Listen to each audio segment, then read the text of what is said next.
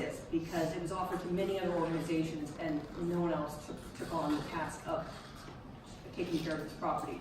And just to let you know, I just want to read 2 or 3 things. The mission of the Montclair Foundation is to support through grants and otherwise health, educational services, and other nonprofit organizations. So in addition to taking care of this property of 6 acres, which is very special in Montclair, we give a lot of money out to what's needed in the community based on each year, each cycle. We do it twice a year.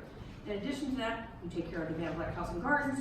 And lastly, we serve as a vehicle which philanthropic contributions and requests can be made to support in the future. So if you love Montclair and the surrounding areas, it would be wonderful if you give to the Montclair Foundation, you know your money will be given to what's needed in the community and the various areas that really require some help.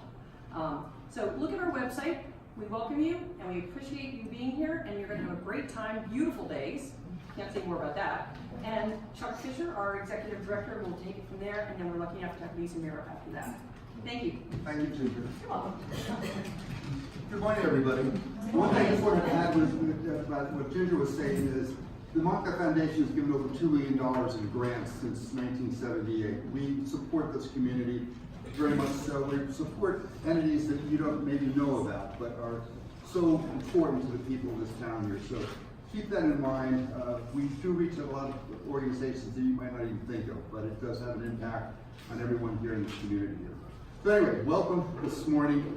Thank you, Ginger, for talking about a number of things here. I wanted to, first of all, thank the people that have been here. You, the visitors. We can't do this without people supporting us through fundraisers such as the Rose to Rock Gardens tour.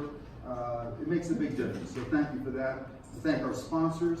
That's PNC Bank, Schumacher Chevrolet, Keller Williams New Jersey Metro Group, Rose Scanlon and Deanna Peave, who are former Montclair people, and Ingrid Featherstone, Hackensack Meridian Health, and the Montclair local paper. So support all these organizations and the people that have supported us for this. They do make an impact for helping us. So thank you very much. I just want to go back into the history of the organization here. Bear with me here, everybody. How about that? Guess what? My goodness. I need a little help here. Anyway, little history. The Van Vleck family came here in the mid to late 1800s. They came around 1860. They originally came here for the summertime. As you know, people came to the mountains from New York because it was so bloody hot in there. It hasn't changed a bit, but we're still cooler than Manhattan. So, we were doing the right thing here. But what's nice is they started coming out here, and they had the train lines here. So what happened is people started looking at a place you could commute to, and that has made a difference, and that's why we have Montclair today. If you notice, I don't think there's any other town in New Jersey, let alone the country, that has 6 train stops in it. It's just pretty amazing. But 7? Oh, we're in business here. Thank you very much. This handsome young man here is no longer with us, but that's Joseph Van Vleck Sr. And he moved out here in the late 1800s, I said, with his family. He was very successful with working. He was a bookkeeper. He moved over to Phelps Dodge. He became their treasurer and general partner. This is where he made his money. There was no taxes back in those days. And what he did was he was running the organization. At that time, Phelps Dodge was more of a trading company as opposed to a mining company, which it is today. But he was on all the boards of numerous mining companies as well as rail companies. So his directorships helped him out quite a bit. Anyway, he was also very talented in children. He had 9 children when he moved out to Montclair, and had the 10th, that was Joseph Jr., who was the only one born in Montclair, and right around this area. And he was the one that became an architect here. And he went to school, he had a great passion for that.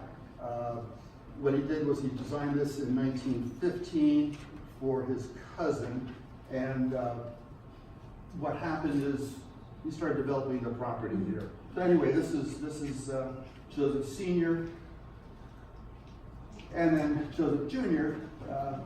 with his connections with Goldsmith and Van Vleck in New York, architectural firm, they're building a lot of buildings in New York City as well as out here. For example, we have the Georgian Colonial right across the street here. The George Inn was also designed by Joseph Van Vleck Jr. And anyway, you're seeing this being built here again in 1915. It took about a year to build. We are right here. Actually, this is the courtyard. I'm not going to bother going back. This is the courtyard right out here. You see the structure of it. And this here is the center window. And what we're looking at here, this side is where we are right now. And we've got the other side there. But anyway, they built that. And bear with me. And this is the finished product. As you can see, it looks a lot different then as it does today. Very formal, very structured, very linear. And what happened was, go back here, sorry. What happened was when Howard moved in here in 1939, this is what he inherited. And Howard looked at it and said, I need something with a little bit more chaos in my life. This is too structured, too linear. I'm going to plant some wisteria. So in 1939, he planted 2 wisteria on either side of the columns there. I'm going to get this right there. One there and one there. You can see them out here today when you go. They were planted in 1939. What you're really seeing growing here right now is really the offshoots of the original vine. As you can see, the big vine is pretty much is no longer producing anything here. But anyway, let me keep going on here. One thing that we have to understand is that while Joseph Van Vleck made a heck of a lot of money, his family always had the philosophy of giving back to the community. And the family has given back for years. They helped with the Montclair Academy, now MKA. Howard did all the landscaping over at the Montclair Art Museum. They always gave back. They invited people into the property at all times here. Howard would be out front working on the front lawn, or actually up by the curb. Someone would come up and go, whose house is this? And he'd be in shorts, you know, a ratty old t-shirt because he's getting his hands dirty all the time here. And he would invite people in, and they go, who are you? He said, well, this is my house. And, but he warmly welcomed people, enjoyed people coming here all the time. If you look around here, most of this was planted by the Van Vleck family. Howard's father was very much into landscaping, as well as he himself, Howard, and planted a lot of the rhododendrons. The rhododendrons were brought in from Pennsylvania. They were probably the first plantings this property had, and they continue to add on here. So we have rhododendrons, we have azaleas, we have a lot of unique trees you will not find anywhere else here. So take a look around and really get a good look at what we have here. And Lisa will talk about that a little bit later here. You know, as we keep going on there, one thing that did happen, and we move forward here. This is, for example, there's a hybrid of rhododendron. This is yellow. Howard Van Vleck created this hybridization. He was recognized by the British Royal Horticultural Society. 3 plants, 3 of these were named after him, his wife, and his daughter. So they're all up here right now. These unfortunately just bloomed. They're finished. They're up here in what's called the drying yard, and they're spectacular. Very soft, yellow, but they're beautiful. We do have plenty of other things here that are blooming, and one you should look at are the dogwood right up here on the terrace. You missed the wisteria by about a week and a half, but we now are blessed with having some great Japanese dogwood out here. One thing happened is Ginger talked about a little while ago was that when Howard Van Vleck passed away in 1992, the family was saying, what are we going to do with this property here? I mean, if you look at the property, it's almost 6 acres of land. There was been several houses on the property. This is the longest lasting one. There was also one on the other end of the parking lot. That was known as Mother's House. It was a small 6-story house that housed 10 kids and raised a lot of children. That was taken down in 1963 after Mother, that was Joseph's wife, passed away. And if you think about it, you go, why would you tear that house down? Well, the problem is you have a house that's that huge, and who's going to move into it? You can either have it be a school or a rest home or something like that. Not many people would want to jump into something that really would take that much money to one, restore and upkeep, and then supply our township with great taxes. So they made the decision to tear it down in 1963. So we have this one beautiful piece of property that was owned by the Van Vlecks and kept to the Van Vleck family. When Howard passed away, as I said, the family decided we got to do something. We want to keep this place preserved as best we can. And what they did was they went out to a number of organizations, of which Ginger mentioned earlier, and we came up with a plan that really was most appropriate for what the Van Vleck family wanted to do. They wanted to preserve access to the property. They wanted people to come and enjoy this, as so many people did. And so we came in agreement with them, and they gave this to the Montclair Foundation.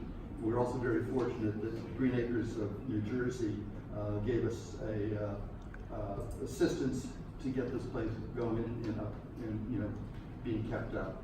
So anyway, let me just move on here. This is what the Wisteria used to look like. I say used to look like because this was, we think this was what do you call it? You know, where they're putting on grafting, thank you. And that's why it's richer then. You'll find it's a little softer now because it's the natural shoots that are coming up from the ground. So it'll be a little softer than what you see when you come next year to look at this. Around Mother's Day is when you want to come here, just to give you a heads up. This is Mother's Garden. This is on the west side of the property there.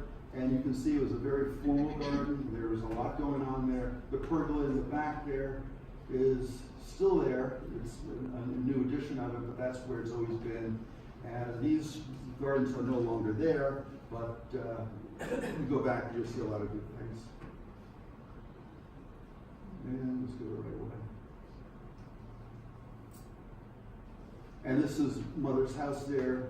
I think it was taken with a telescopic lens because if you look, that window in the far left there is pretty big. It's like all these windows here. So you can't really get a good idea how big that house was. This is the front of the house. You can see how big it was. I don't know if we had a new timeout up in that top. I know I'd be there quite a bit. So anyway, and this is a picture back in the 30s. You can see that they had a lot of gardens there for their flowers and all that. Here's the main house. This is known as the drying yard there, which is right out here. And here we are in the main house. So you can see what the lawn looks like. It's a lot different than it is today. Howard planted back in the 50s with his son Roy the cedar Lebanon, which you'll see in the back here. What's kind of neat about the cedar Lebanon is it was a tree that was found in Lebanon. There's forests of it. Unfortunately, there's none really left today because what they did was they used it for firewood. They used it for building boats. And really they just, homes. So there's not much of that left today, but this is a great specimen to go look at the back of the property here. So please check that out while you're here.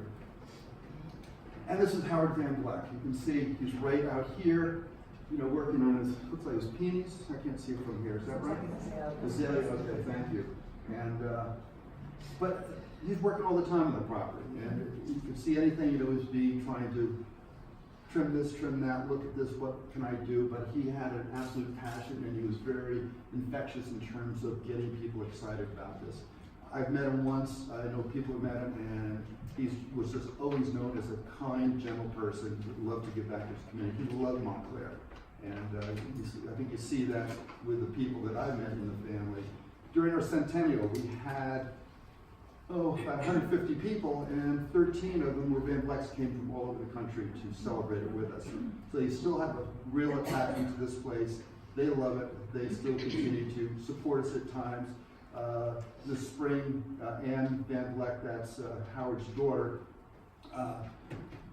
gave us a donation, and it was really to do something. So what we did, we put new lighting here in the courtyard.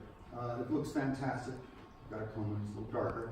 But it's beautiful, and she's also given us some money to put more plantings on the property where things have thinned out a bit here. So the family continues to give. They stay involved with us, and we really appreciate it. They do not interfere with us. They just want to be a part of what we do here, and we're very fortunate they stay that way. So this is in the springtime. We have the daffodils. This was last year. You can see how great the place looks, and that's because of our great staff, our board members, our volunteers that have really gone above and beyond to making the Van Vleck House and Gardens as beautiful as it is. And we thank the Montclair Foundation, which we are one of the same, but we thank them for what they have done and their commitment to the grounds here. And this is what you're seeing that we have right now is because of all these people and volunteers and supporters of the foundation and of the Van Vleck House and Gardens. So thank you very much. And now I'm going to turn it over to Lisa Mira, and very thrilled that we have her here today. Thank you.